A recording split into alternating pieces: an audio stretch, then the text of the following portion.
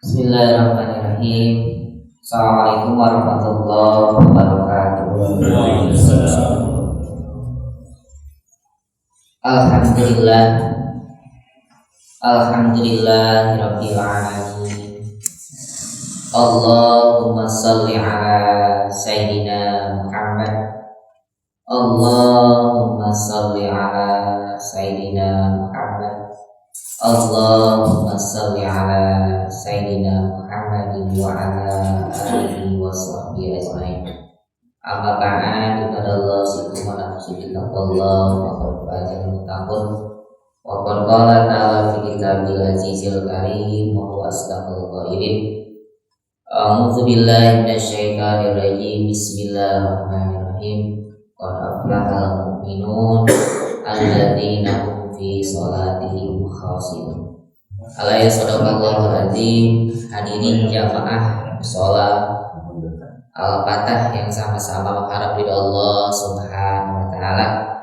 Syukur alhamdulillah pada kesempatan pagi hari ini kita masih diberikan taufik dan hidayah oleh Allah Subhanahu wa taala, sehingga alhamdulillah kita masih mampu melangkahkan kaki kita untuk melaksanakan ibadah sholat subuh secara berjamaah dan dilanjutkan dengan i'tikaf dan thalabul ilmi. Mudah-mudahan rangkaian ibadah yang kita lakukan ada dalam keridhaan Allah Subhanahu wa taala, dan mudah-mudahan dosa-dosa kita diampuni oleh Allah Subhanahu wa taala, dan mudah-mudahan pada waktunya kita kembali kepada Allah. Mudah-mudahan kita ada dalam ridha Allah Subhanahu wa taala dan selamat amin ya Allah ya rabbal alamin. Hadirin jamaah sholat Fatah rahimakumullah. Baik, kita lanjutkan kembali kajian kita. Minggu yang lalu alhamdulillah kita sudah beres membahas sifat sholat Nabi. Yang selanjutnya kita akan membahas masalah tips-tips supaya kita khusyuk di dalam sholat. Mungkin setengah jam kita bahas khusyuk di sholat tidur kita di sunnah, setengah jam kita ngaji tentang sholat, setengah jam lagi sampai jam 6 lewat. Jadi kita insya Allah akan ngaji bersama kitab Irsadul Ibad fil Isti'dad li Yaumil Mi'ad. Jadi petunjuk bagi hamba-hamba Allah untuk mempersiapkan bekal di mana kita akan kembali kepada Allah Subhanahu wa taala. Jadi setengah jam kita akan mengkaji itu. Saya pun belum mengaji, tapi sama-sama kita mengkaji. Saya hanya membacakan saja. Kebetulan Arabnya Arab gundul. Saya pun belum di pesantren, belum pernah mengaji kitab ini, tapi di dalamnya sangat baik sekali nasihat-nasihat yang akan mengingatkan kita untuk persiapan di hari kita akan kembali kepada Allah Subhanahu wa taala. Baik Bapak sekalian, kita akan membahas bahasan selanjutnya adalah masalah tips-tips supaya kita khusyuk. Karena di antara hikmah sholat kita khusyuk, jadi ada seseorang yang sholat, misalnya sholat subuhnya sama tapi derajatnya jauh, ibarat langit dan bumi. Kenapa? Karena faktor kehusuan. Jadi pada kesempatan ini kita akan berusaha membahas masalah tips-tips sholat khusyuk. Karena kalau tidak dibahas, saya pun pernah membahas di Al-Lisan dan lupa lagi, tidak teringatkan. Apalagi sholat ini setiap hari kita lakukan, memang harus terus kita kaji dan kita ingatkan. Dan ilmu yang paling pertama diangkat oleh Allah, ilmu kehusuan di dalam sholat. Bayangkan cuma paling lama 3 menit, tapi ketika menit itu kita kadang-kala bisa jalan-jalan kemana-mana ya Pak. 3 menit itu bisa jalan-jalan kemana, gitu. Ada yang belanja, ibu-ibu mungkin mikirin belanja, mikirin masak, padahal cuma 4 menit segala ingat. Jadi kalau kita tidak punya ilmunya, akan susah mengendalikan. Yang punya ilmunya pun susah, gitu. Apalagi tidak punya, tidak tahu. Khusyuk, sebelum ke tips-tips khusyuk khoso'a yahsu'u khusyu'an fahuwa khosi'un, isi filenya. Itu kalau dalam Al-Quran qad aflahal mu'minun alladzina hum fi sholatihim khoshi'un. Sungguh bahagia, sungguh beruntung orang-orang yang beriman yang khusyuk di dalam sholatnya. Apa itu khusyuk? Khusyuk, definisi khusyuk itu menurut Ibnu Qayyim, waqala Ibnu Qayyim rahimahullah, wal khusyuk fil asli lughah al inhifadu wal dhillu was sukun. Jadi yang dinamakan khusyuk menurut bahasa, khusyuk itu apa? Khusyuk itu adalah yaitu al inhifad, ya, rendah diri, wal dhillu dan merasa hina, wasukun dan tenang, atau khusyuk itu menurut bahasa tunduk. Itu menurut bahasa khusyuk itu adalah tunduk. Pas sholat subuh, ada orang sholat subuh tunduk, nggak tahu tidur, nggak tahu ngelamun. Menurut bahasa itu teh khusyuk, tunduk gini. Nah, itu menurut bahasa. Khusyuk itu adalah tunduk. Ini Ibnu Qayyim merujuk kepada Al-Quran, wa khosyatil aswatu lirrahman fala tasma illa hamsa. Jadi pada hari itu suara-suara tunduk merendah, itu tunduk merendah kepada Allah, tidak terdengar suara kecuali bisik-bisik. Jadi khusyuk itu tunduk menurut bahasa. Nah, khusyuk menurut istilah ilmu agama para ulama, diantaranya Imam Syafi'i mengatakan yang dinamakan khusyuk itu adalah hudurul qalbi. Jadi berusaha menghadirkan hati untuk, kalau makmum, untuk mendengarkan bacaan imam, atau berusaha menghadirkan hati untuk memahami bacaan yang kita baca, berusaha menghadirkan hati untuk mengingat Allah, wasukunul jawari, serta disertai dengan anggota tubuh kita yang tenang dalam sholatnya, tidak tergesa-gesa, itu kelihatannya anggota tubuhnya tenang. Bi ayyas tahdiru annahu baina yadayillah, dan ia berusaha menghadirkan hatinya bahwa ia sedang berdiri melaksanakan sholat di hadapan Zat yang maha perkasa, yaitu Allah subhanahu wa ta'ala.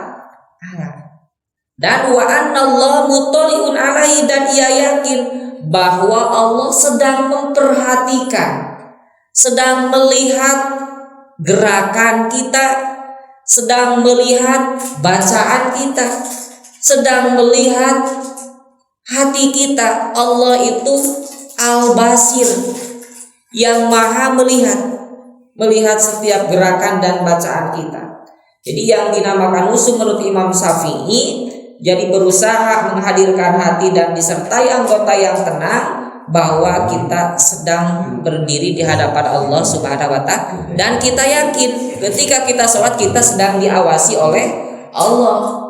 Allah itu As-Sami, yang maha mendengar setiap bacaan yang kita baca. Al-Basir, yang maha melihat pergerakan badan kita dan pergerakan hati kita. Itu adalah khusyuk menurut Jadi sederhananya, jadi khusyuk itu ada tingkatannya. Jadi seorang makmum insya Allah kalau sholatnya niat pengen khusyuk, insya Allah akan tergolong orang yang khusyuk. Walaupun hanya dengan niat saja, kita punya niat pengen khusyuk sholatnya, tapi pas prak-prak mah susah. Yang 3 menit yang berarti jadi kemana itu, kalah sagala kalamun itu jarum nuleungit ge kapangih keur salat mah gitu, kapangih keur salat mah jarum nuleungit oke. Jadi dengan kita mempunyai niat yang khusyuk, insya Allah kita mudah-mudahan tergolongkan orang-orang yang khusyuk di dalam sholat. Qad aflahal mu'minun alladzina hum fi sholatihim khoshi'un. Jadi yang terpenting punya keinginan, punya niat pengen sholat khusyuk, insya Allah tergolongkan man hama bihasanatin walam ya'mama. Barang siapa yang niat mengerjakan sesuatu pengen khusyuk misalkan, maka tapi kita tidak tersampai, cuma kadang ke sholat takbir hungkul inget nanti Allahu Akbar, pas takbir mah udah takbir mah blank pas inget asa ke sholat jadi gitu. Nah, gitu. Yang penting dengan insya Allah dengan niatnya mudah-mudahan kita tergolong orang yang khusyuk. Jadi insya Allah khusyuk itu ada derajatnya. Mungkin seorang makmum, misalnya seorang imam dengan fokus dengan bacaannya, insya Allah itu pun termasuk khusyuk. Seorang makmum ketika sholat mendengarkan bacaan imam, fokus dengan bacaan imam, mengikuti gerakan imam, insya Allah itu pun termasuk khusyuk. Nah, cuman ada mungkin khusyuk yang kita harus usahakan sehingga sholat kita mendapat kenikmatan. Sebab kenikmatan yang luar biasa di dunia ini kata Nabi, yaitu ketika kita melaksanakan sholat. Kalau kita belum merasakan kenikmatan, berarti kita harus terus belajar untuk mendapatkan kenikmatan di dalam sholat. Sebab kenikmatan di dunia ini kata Nabi tidak ada. Yang paling nikmat itu kata Nabi, Hubiba ilayya nisawatin, aku kata Rasul diberikan rasa cinta kepada istri-istriku dan kepada yang wanita, tapi wajuilat qurratu aini di sholat, tapi dijadikan kebahagiaan terbesarku bukan ketika aku berkumpul dengan keluarga dan sebagainya, tapi ketika aku melaksanakan sholat. Kenapa? Karena ketika sholat kita sedang bermunajat kepada Allah Subhanahu wa Ta'ala. Nabi mampu bermunajat dengan sempurna kepada Allah sehingga mendapatkan kenikmatan, ketenangan di dalam sholat. Nah, kita mah kalau belum, berarti kita harus terus berusaha, hasil Allah yang menentukan. Seperti itu. Itu Bapak sekalian tentang definisi khusyuk. Definisi khusyuk. Lalu khusyuk itu terbagi dua Bapak sekalian. Khusyuk itu ada khusyuk iman, ada khusyuk nifak. Jadi khusyuk di dalam sholat itu terbagi dua. Nah, ini untuk memotivasi kita untuk meningkatkan kualitas khusyuk kita. Apakah kita masih ada di dalam khusyuk pertama, khusyuk nifak, atau khusyuk iman? Bagaimana namanya khusyuk nifak? Ada khusyuk itu yang pertama khusyuk nifak namanya. Nah, khusyuk nifak itu idza dhaharat asyarul khusyuk alal jawari walam yakun fi qalbi syai'un minhu fahadza khusyuk nifaq. Jadi idza dhaharat, apabila nampak tanda-tanda kekhusyuan alal jawari, jadi di tubuh itu orang yang sholat di atas tubuhnya itu nampak tanda kekhusyuan, tapi walam yakun fi qalbi syai'un, tapi ternyata hatinya tidak khusyuk, tidak fokus dengan sholatnya, malah jalan-jalan, misalnya sampai jalan-jalan ke sholat, jalan-jalan kamar menuju sholat 4 menit Walam yakun fi qalbi syai'un, tapi hatinya tidak khusyuk, tidak ada apa-apanya di hatinya, kosong. Fahada khusyuk nifaq, maka itu namanya khusyuk nifaq. Jadi golongan pertama khusyuk, masih kan khusyuk, udah sholat ya Pak, lamun te sholat mah teu khusyuk gitu, jantan masih kan khusyuk itu, tapi khusyukna derajat nifaq. Jadi anggota tubuhnya seolah-olah khusyuk, tenang, tapi hati masih belum bisa dikendalikan. Itu namanya khusyuk nifaq. Khusyuk nifaq masih khusyuk, insya Allah masih khusyuk. Yang kedua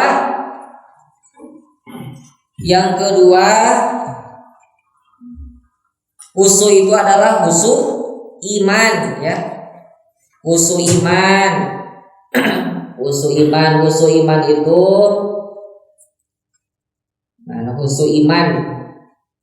Anna khusyuk al-iman khusyukul qalbi lillahi bi ta'dim wal ijlal. Jadi khusyuk iman itu hati yang khusyuk disertai rasa pengagungan kepada Allah. Allahu Akbar. Pas takbir itu, pas awal takbir itu hati kita berusaha mengagungkan Allah dengan takbir kita. Allahu Akbar. Allah Maha Besar, Maha Sempurna. kita tidak ada apa-apanya makhluk yang hina. Allahu Akbar. Ketika kita mengucapkan Allahu Akbar, hati kita berusaha, pikir kita mengagungkan Allah Subhanahu wa Ta'ala. Kita mah tidak apa-apa, tidak ada apa-apanya. Allahu Akbar. Dan disertai dengan kerendahan hati kepada Allah. Allahu Akbar. Lillahi bita'din wal izlah. Jadi khusyuknya hati disertai dengan pengagungan kepada Allah Subhanahu wa Ta'ala, disertai rasa malu kepada Allah karena belum bisa beribadah dengan benar dan sebagainya. Jadi khusyuk iman artinya jadi khusyuk hati dapat mentadaburi setiap bacaan dan gerakan yang kita lakukan dalam sholat. Itu adalah khusyuk iman. Dua-duanya pun termasuk khusyuk. Nah, mungkin kita mah kadang-kala kan pas takbir ingat, kadang lupa lagi, kadang ingat lagi. Namanya manusia ya Pak. Apalagi kita banyak urusan dan sebagainya. Yang terpenting kita punya niat dan punya usaha pengen khusyuk seperti itu. Jadi khusyuk emang susah karena ilmu yang paling pertama diangkat oleh Allah, kata Nabi, adalah ilmu khusyuk di dalam sholat. Kata Nabi, kata sahabat, awwalu ma tufqinu min dinikum al-khusyuk. Jadi ilmu pertama akan diangkat oleh Allah Subhanahu wa Ta'ala yaitu ilmu kekhusyuan di dalam sholat. Nah susahnya Pak kerasa pas sholatnya susah pengen khusyuknya. Susah. Terus saya lewatkan saja. Yang selanjutnya Bapak sekalian, kalau kita melihat Imam Ghazali tentang batas ya, mungkin tentang batas kekhusyuan di dalam sholat kita. Baik saya bahas manjilatul khusyuk fi sholat. Jadi ini tentang pentingnya kedudukan khusyuk di dalam sholat ya. Jadi kedudukan khusyuk di dalam sholat kita ini kata para ulama al-khusyuk fi sholat bimanjilatir minal jasad. Jadi kekhusyuan di dalam sholat kita kalau diumpamakan ibaratkan ruh kita di dalam jasad kita, di dalam tubuh kita. Jadi martabat khusyuk kita di dalam sholat ibaratkan ruh di dalam tubuh kita. Faidah pakidat ruh mata jasad. Apabila badan kita sudah keluar ruhnya berarti kita meninggal kalau diumpamakan. Fal khusyuk sholat, khusyuk itu adalah ruh sholat kita dan inti daripada sholat kita. Nah, jadi khusyuk. Jadi khusyuk itu seperti kan ruh di dalam tubuh kita itu saking pentingnya. Saking pentingnya maka batas sholat kita ada ruhnya, kata Imam Ghazali. Batas sholat kita ada ruhnya kalau di manusia masih hidup. Oh ini orang masih hidup, ada ayah roh kene. Nah maka batasnya wa inna ma aqala yabqa bi rampuru al-quduru inda takbir. Jadi batas sholat kita masih ada ruhnya, masih dikatakan khusyuk ketika kita ingat ketika mengucapkan takbiratul ihram. Allahu Akbar, emut ke Allah. Nah itu berarti pas sesudah takbir blank tidak ingat itu pas assalamualaikum geringan ke sholat itu nujuna tepan. Nah itu masih ada ruhnya, masih ada. Jadi minimalnya ketika takbir kita ingat kepada Allah. Panukson minuhilah. Lamun pas takbiratul ihram teingat itu tidak ingat kepada Allah, tidak konsentrasi dengan takbirnya, maka itu kerugian. Jadi kalau diumpamakan itu dalam jasad kita masih ada ruhnya di dalam sholat itu ketika kita mengucapkan takbir ingat kepada Allah. Setelah itu misalnya blank. Kalau diumpamakan eta teh jalmi anu keur sakarat. Jadi masih aya kene ruhna. Tapi tos teu tiasa nanaon. Gitu. Lamun upami urang nuju sholat hanya takbir saja ingatnya, atau misalnya tidak memperhatikan bacaan imam gitu. Nah, tidak, maka itu kalau diumpamakan seperti kan orang yang sekarat. Jadi minimalnya seperti itu. Jadi batas minimal. Jadi Bapak sekalian, mungkin ini hanya sekilas saja tentang kedudukan husu di dalam. Jadi kedudukan husu dalam sholat ibarat ruh di dalam jasad kita. Kalau ruh keluar, maka jasad kita meninggal. Jadi seseorang di dalam sholat dikatakan masih ada ruhnya apabila minimalnya ketika takbiratul ihram dia fokus kepada Allah atau fokus kepada bacaan takbir Allah. Berarti sholatnya masih ada ruhnya. Kalau di manusia masih hidup, itu masih hidup. Nah, berarti harus ada ruhnya. Baik sekalian, itu saja mungkin langsung saja kepada tip-tip supaya kita khusyuk di dalam sholat ya, supaya kita khusyuk di dalam sholat. Namun sebelum kesana mungkin jadi sesuatu yang menyenangkan di dalam sholat itu ternyata kita itu banyak bersyukur ketika kita melaksanakan sholat sekalian. Jadi sholat kita akan terasa nikmat, akan terasa menyenangkan kalau ketika kita sholat banyak bersyukur kepada Allah Subhanahu wa Ta'ala. Ketika kita mengucapkan alhamdulillah, misal alhamdulillahirabbil, kata imam misal alhamdulillahirabbil alamin, makmum mentakbir alhamdulillah ya Allah, kau masih berikan kesempatan kepada hamba untuk melaksanakan sholat. Atau ketika sujud subhana rabbiyal a'la, di hati kita berdoa ya Allah, alhamdulillah Engkau masih berikan kesempatan kepada hamba untuk sujud ya Allah. Banyak saudara-saudara hamba yang belum bisa sujud atau belum bisa sujud karena sibuk dengan urusan dunia atau sudah dipanggil oleh Allah. Jadi banyak bersyukur intinya. Banyak bersyukur ketika melaksanakan sholat. Pas di lisan kita subhana rabbiyal a'la, di hati kita bersyukur ya Allah, alhamdulillah Kau telah memberikan kesempatan kepada hamba untuk melaksanakan sholat. Dan sholatnya pokoknya yang bisa kalian, kalau sholatnya baik maka amal yang lain pun akan baik. Yang dihisab pertama itu adalah sholat kita. Kalau sholat kita baik, insya Allah amal yang lain pun akan mengikuti baik. Itu baik. Jadi banyak bersyukur. Ternyata dari tip-tip sekian banyak sholat, ternyata yang mendatangkan kenikmatan yaitu kita banyak bersyukur, bukan banyak meminta. Ketika sujud memang kita disunatkan banyak meminta kepada Allah. Ya Allah, berikanlah hamba khusyuk di dalam sholat. Di lisan kita berdoa subhana rabbiyal a'la, tapi di hati kita berdoa. Tapi di antara permintaan dan sebagainya, ternyata yang paling dari sekian banyak tip khusyuk di dalam sholat, ternyata yang mendatangkan kenikmatan itu, keindahan itu, yaitu ketika kita banyak bersyukur kepada Allah, masih diberikan kesempatan untuk sujud kepada Allah subhana rabbiyal a'la, ya Allah, alhamdulillah Kau masih berikan kesempatan kepada hamba untuk sujud ya Allah, alhamdulillah ya Allah. Ternyata itu dari sebagian faktor.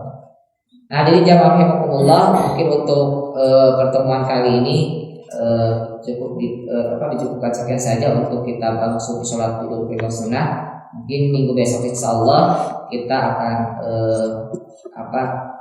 lanjut kepada tips-tips supaya kita khusyuk di dalam sholat. Jadi yang terpenting adalah kita mempunyai keinginan yang kuat supaya kita mendapatkan kekhusyuan di dalam sholat, sehingga kita sampai kepada nikmat tertinggi daripada sholat, yaitu tuhilul abda limunajatillah. Sholat itu akan mendatang atau akan menyenangkan karena kita sedang bermunajat kepada Allah Subhanahu wa Ta'ala. Kalau belum menyenangkan, berarti kita harus terus memperbaiki, menata hati kita, dan terus rajin ke majelis ilmu. Karena tanpa majelis ilmu mustahil itu kita akan gampang lupa, karena kita tidak akan mendapatkan ilmu khusyuan atau ilmu-ilmu mengenai agama. Yang punya ilmu pun yang susah, apalagi tidak punya. Hadirin jamaah rahimakumullah, maka sekitar sholat bila yang menyempurnakan atau nafi bila ada yang perkara tentang